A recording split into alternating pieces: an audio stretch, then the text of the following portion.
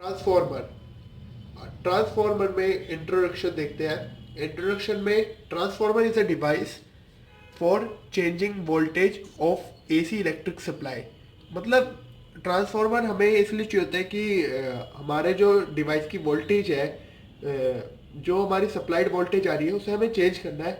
हमें मान लो 440 आ रही है, उसे 220 में करना है तो हमें ट्रांसफॉर्मर चाहिए। अगर 220 आ रही है उसे 440 में करना है तो हमें ट्रांसफॉर्मर चाहिए।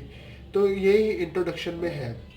फिर प्रिंसिपल देखते हैं। Principal it is based on mutual induction. Mutual induction क्या होता है? जब एक कॉइल दूसरी कॉइल से मैग्नेटिक फ्लक्स में जब चेंज आता है और दूसरी कॉइल में ईएमएफ जनरेट होता है तो उसे म्यूचुअल इंडक्शन कहते हैं। अब डिस्क्रिप्शन और डायग्राम। डायग्राम को थोड़ा समझते हैं। डायग्राम में ये होती है हमारी soft iron core. Soft iron core में हम पहले लेते हैं प्राइमरी कॉइल, उसमें एसी सप्लाई देते हैं। और फिर सेकेंडरी कॉइल। सेकेंडरी कॉइल में हम अपना डिवाइस लगाते हैं, रेजिस्टेंस लगाते हैं जो भी हमें चाहिए।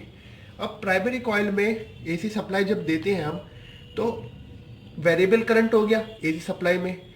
वेरिएबल करंट से वेरिएबल मैग्नेटिक फील्ड हो गई। अब मैग्नेटिक फील्ड से सॉफ्ट आयरन कोर का काम क्या होता है? सॉफ्ट आयरन कोर का ये काम होता है कि जो हमारा मैग्नेटिक फील्ड है वो उसे पूरा लिंक्ड करती है। लॉस नहीं होता है सॉफ्ट आयरन कोर में, क्योंकि फेरोमैग्नेटिक होती है soft iron core. Soft iron ferromagnetic होता है तो पूरा लिंक होएगा। पूरा लिंक होने से जो ये होता है सेकेंडरी में, जब मैग्नेटिक करंट में चेंज होएगा, मैग्नेटिक फील्ड में चेंज, मैग्नेटिक फ्लक्स में चेंज होएगा। मैग्नेटिक फ्लक्स में चेंज होएगा तो यहाँ पे ईएमएफ जनरेट होएगा, और ईएमएफ जनरेट होएगा तो हमें जो ईएमएफ चाहिए वो मिल जाएगा। और ईएमएफ किस पे डिपेंड करेगा? नंबर ऑफ टर्न्स पे। यहाँ पे टर्न्स कम है, यहाँ पे टर्न्स ज़्यादा है, तो ज़्यादा टर्न्स में हमें ईएमएफ ज़्यादा कम कर सकते हैं हम, टर्न्स बढ़ाकर और कम कर कर। तो ये ट्रांसफार्मर का डिस्क्रिप्शन हो गया, और ऐसा ही डायग्राम होता है, इस स्केच है ट्रांसफार्मर का। अब working. Variable current produce variable magnetic field. मतलब यहाँ पे हमने एसी सप्लाई दिया है तो वेरिएबल करंट आएगा, और वेरिएबल करंट आएगा तो वेरिएबल मैग्नेटिक फील्ड आएगी। और मैग्नेटिक फील्ड से जो वेरिएबल मैग्नेटिक फील्ड से आपको पता ही है कि ईएमएफ जनरेट हो सकता है सेकेंडरी कॉइल में। यही म्यूचुअल इंडक्शन का प्रिंसिपल था। और फिर since magnetic flux change continuously, अगर मैग्नेटिक फ्लक्स कॉन्टिन्यूसली चेंज होएगा तो ईएमएफ जनरेट करेगी, और ये हमें ट्रांसफार्मर में चाहिए था। अब कैलकुलेशन देखते हैं। EMF of primary, EMF of primary EP equals to minus N P D five by D T. आपने पढ़ा होगा ई होता है minus D five by D T. मतलब ईएमएफ जनरेट होता है change in magnetic flux into short time. तो और एन टर्न्स के लिए, एन प्राइमरी टर्न्स के लिए तो minus N P D five by D T. और ई एस मतलब E M F of secondary equals to minus N S D five by D T. ये भी इसी से आया। अब इसे डिवाइडिंग बाई 2 करेंगे 1 एन 2 को, तो E P upon E S, और ये D five by D T cut गया और माइनस से माइनस कट गया, तो N P upon N S ये आगे हमारी इक्वेशन आ गई। और N S upon N P को हम ट्रांसफॉर्मेशन रेशियो कहते हैं। इसे कुछ भी नहीं करा, इसे रिवर्स करा है और हमारे पास ये आ गया। और फिर हमें E M F of secondary निकालना हो तो फिर N S upon N P को ई पी से मल्टीप्लाई कर देंगे तो ये आ जाएगा। There are 2 types of transformer. पहले हम समझते हैं step up transformer. Step up और स्टेप डाउन होते हैं, पर स्टेप अप की पहले बात करते हैं। स्टेप अप में होता है N S greater than N P, और N S upon N P जो हमने ट्रांसफॉर्मेशन रेशियो निकाला था वो 1 से ग्रेटर होता है। और इसमें आउटपुट इनपुट से ज़्यादा होता है। आउटपुट ईएमएफ आउटपुट ईएमएफ ज़्यादा होती है, इनपुट ईएमएफ कम होती है। तो इसका मतलब थोड़ा समझ लेते हैं। यहाँ पे देखो हमारे पास है प्राइमरी कॉइल और एक सेकेंडरी कॉइल जो हमने बताया था। तो इसमें क्या होता है, आउटपुट ज़्यादा होता है तो आउटपुट की कॉइल्स, नंबर ऑफ कॉइल्स ज़्यादा होती हैं, तो यहाँ पे आउटपुट में ईएमएफ ज़्यादा आता है। और इनपुट में कॉइल कम होती है, नंबर ऑफ कॉइल, तो यहाँ पे ईएमएफ कम होता है। तो इसका क्या मतलब है, जो हम इनपुट ईएमएफ दे रहे हैं, ईएमएफ जो हम दे रहे हैं वो कम है, और जो हमें ईएमएफ मिल रहा है ज़्यादा है।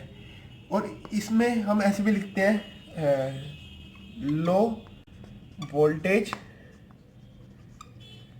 हाई करंट, और इसमें हमें मिलती है हाई वोल्टेज लो करंट।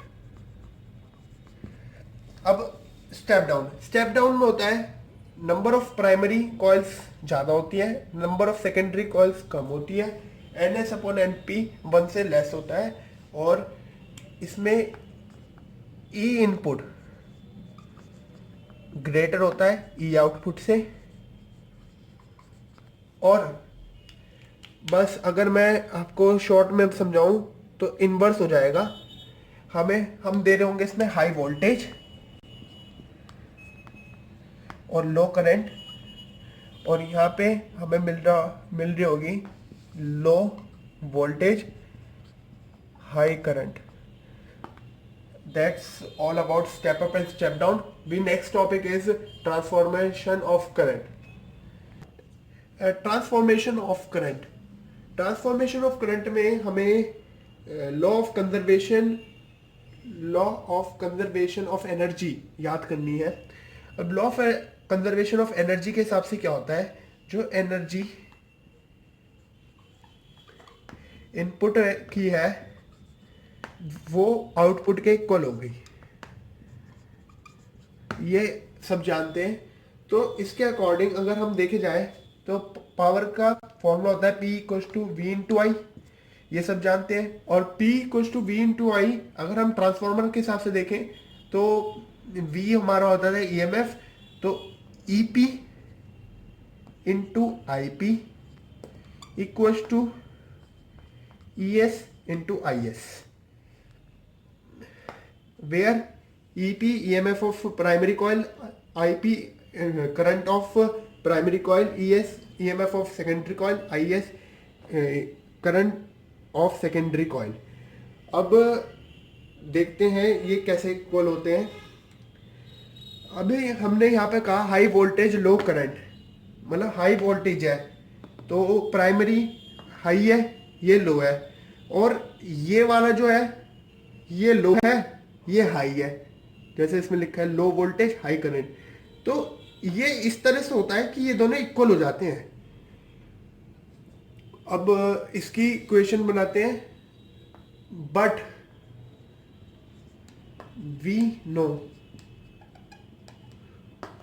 कि EP upon ES equals to NP upon NS है, ट्रांसफॉर्मेशन रेशियो से आया था ये वाला, और इससे ही हमें ये मिल जाता है कि IS इक्वल्स टू, तो इससे हमें मिलता है हमें निकालनी है IS equals to EP upon ES into IP। इसे हम 1 मान लेते हैं, इसको 2 कंसिडर कर लेते हैं, और फ्रॉम, तो अब इसको हम ऐसे भी लिख सकते हैं IS upon IP equals to EP upon ES, और EP अपॉन ES यहाँ पे भी आ रहा है और ये NP अपॉन NS के इक्वल है। तो हम ये 1 ली थी हमने, ये 2, तो फ्रॉम 1 एंड 2 हम ये IS upon IP equals to EP upon ES equals to NP upon NS, ये हमारी फाइनल आ गई, और यही है transformation of current. That's all.